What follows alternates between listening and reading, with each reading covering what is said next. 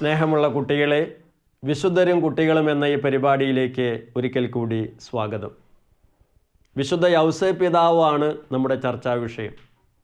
ആധുനിക കാലഘട്ടത്തിൽ ഒത്തിരിയേറെ ചർച്ച ചെയ്യപ്പെടുന്ന ഒരു വിശുദ്ധനാണ് എന്നതിൽ സംശയമില്ല. ഞാൻ കഴിഞ്ഞ 3 വർഷക്കാലം പാവറ്റിയിലായിരുന്നു. പാവറ്റിയിൽ വിശുദ്ധ യൗസേപ്പ് പിതാവിൻ്റെ ദേവാലയം വളരെ പ്രസിദ്ധമാണ് എന്ന് എന്നെപ്പോലെ തന്നെ നിങ്ങൾക്ക് അറിയാവുന്നതാണല്ലോ. വിശുദ്ധ യൗസേപ്പ് പിതാവിനെ കുറിച്ച് നമ്മൾ കഴിഞ്ഞ എപ്പിസോഡിൽ ചില കാര്യങ്ങളൊക്കെ ഒന്ന് മനസ്സിലാക്കി. ഇന്ന് നമ്മൾ വിശുദ്ധ യൗസേപ്പ് പിതാവിനെ കുറിച്ച് ഫ്രാൻസിസ് മാർപ്പാപ്പ പഠിപ്പിച്ച ഒരു അപ്പസ്തോലിക ലിഖിതമാണ് നമ്മളിന്ന് ചർച്ചാ വിഷയമാക്കുന്നത്. ആ അപ്പസ്തോലിക ലിഖിതത്തിൻ്റെ പേര് പാത്രീസ് കോർദെ. ആ പേര് കേട്ട് നിങ്ങൾ ഞെട്ടണ്ട. പാത്രീസ് കോർദെ എന്ന് വെച്ചാൽ ഇംഗ്ലീഷിൽ പറഞ്ഞാൽ വിത്ത് എ ഫാദേഴ്സ് ഹാർട്ട്, മലയാളത്തിൽ പറഞ്ഞാൽ പിതൃഹൃദയത്തോടെ. ഇതാണ് ഈ അപ്പസ്തോലിക ലിഖിതം. ഇതിനകത്ത് പ്രത്യേകമായിട്ട് ഫ്രാൻസിസ് മാർപ്പാപ്പ വിശുദ്ധ യൗസേപ്പ് പിതാവിൻ്റെ 7 ഗുണങ്ങളെക്കുറിച്ചാണ് പറഞ്ഞു വയ്ക്കുന്നത്. ഒരാൾ അപ്പനാകുന്നത് എങ്ങനെയാണ്, ഒരാൾ പിതാവാകുന്നത് എങ്ങനെയാണ് എന്ന് നമ്മൾ മനസ്സിലാക്കിയിരിക്കുന്നതും മാർപ്പാപ്പ മനസ്സിലാക്കിയതൊക്കെ തമ്മിൽ വ്യത്യാസമുണ്ട്. നമ്മളെങ്ങനെയാണ് ഒരാൾ അപ്പനാകുന്നത്, പിതാവാകുന്നത് എങ്ങനെ നമ്മൾ പറയാറ്? ഒരാൾക്ക് കുഞ്ഞുണ്ടായി കഴിഞ്ഞാൽ അപ്പനായി. ഫ്രാൻസിസ് മാർപ്പാപ്പ പറയുന്നു, ഒരാൾക്ക് കുഞ്ഞുണ്ടാകുന്നത് കൊണ്ട് മാത്രം ഒരാൾ അപ്പനാകുന്നില്ല. ഒരാൾ യഥാർത്ഥത്തിൽ പിതാവാകണമെങ്കിൽ ആ കുഞ്ഞിന് ആവശ്യമായ എല്ലാ കാര്യങ്ങളും ചെയ്തു കൊടുക്കുക.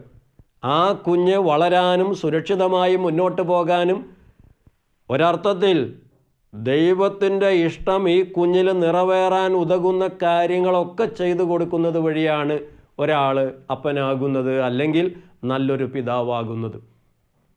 നല്ലൊരു പിതാവായ വിശുദ്ധ യൗസേപ്പിൻ്റെ 7 ഗുണങ്ങളെക്കുറിച്ചാണ് പാത്രീസ് കോർദെ എന്ന ഈ അപ്പസ്തോലിക ലിഖിതത്തിൽ പറയണേ. ഒന്നാമത്തെ വിശുദ്ധ യൗസേപ്പിൻ്റെ ഗുണമായിട്ട് പറയുന്നത് എല്ലാവരും ആദരിക്കുന്ന പിതാവ്. ചെറിയവരും വലിയവരും എല്ലാവരും ആദരിക്കുന്ന ഒരു പിതാവാണ് വിശുദ്ധ യൗസേപ്പ്.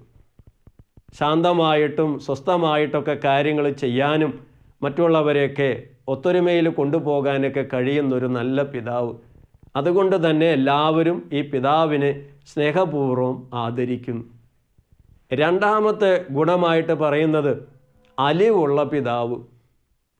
അലിവ് വേറൊരു വാക്കിൽ പറഞ്ഞാൽ നല്ല സ്നേഹമുള്ള പിതാവാണ്, അലിവുള്ള പിതാവാണ് വിശുദ്ധ യൗസേപ്പ്.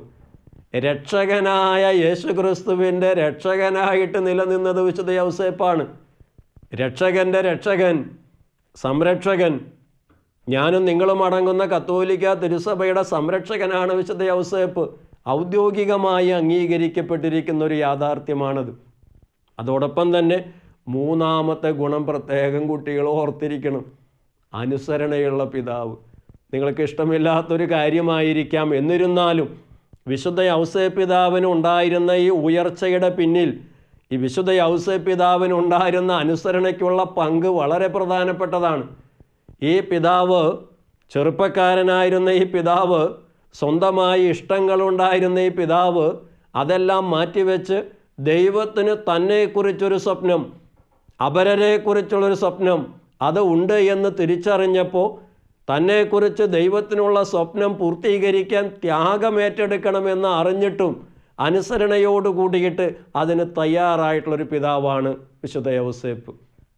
നാലാമത്തെ വിശുദ്ധ യൗസേപ്പിൻ്റെ ഗുണമെന്ന് പറയുന്നത് എല്ലാവരെയും അംഗീകരിക്കുന്ന, സ്വീകരിക്കുന്ന, സ്വാഗതം ചെയ്യുന്ന പിതാവ്. അപ്പോൾ അങ്ങനെയുള്ള പിതാവാണ് വിശുദ്ധ യൗസേപ്പ്. അഞ്ചാമതായിട്ട് വിശുദ്ധ യൗസേപ്പിൻ്റെ ഗുണമെന്ന് പറയുന്നത് വിശുദ്ധ യൗസേപ്പ് തൊഴിലാളി മധ്യസ്ഥനാണ് എന്നതാണ്.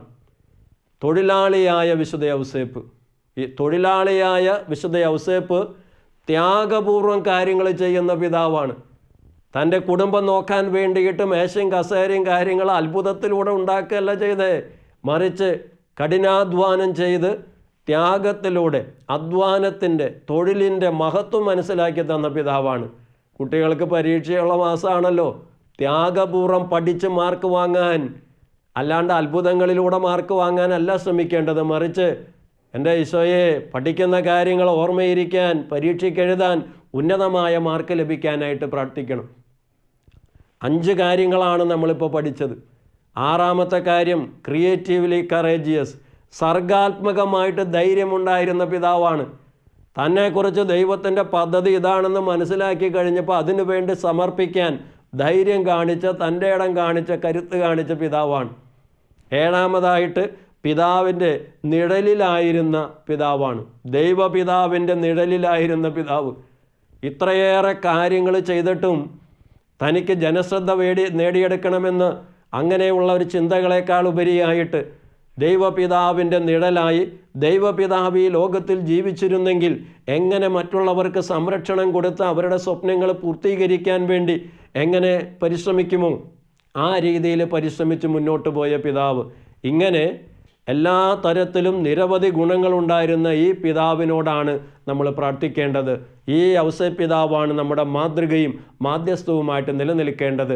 കഠിനാധ്വാനത്തിലൂടെ, അനുസരണയിലൂടെ, എല്ലാവരെയും സ്നേഹിച്ച് ത്യാഗപൂർവം മറ്റുള്ളവരെ സംരക്ഷണം കൊടുത്തുകൊണ്ട് വളർന്നു വരാൻ നമുക്കേവർക്കും സാധിക്കാനായിട്ട് ആത്മാർത്ഥമായിട്ട് പ്രാർത്ഥിക്കുകയും ചെയ്യാം.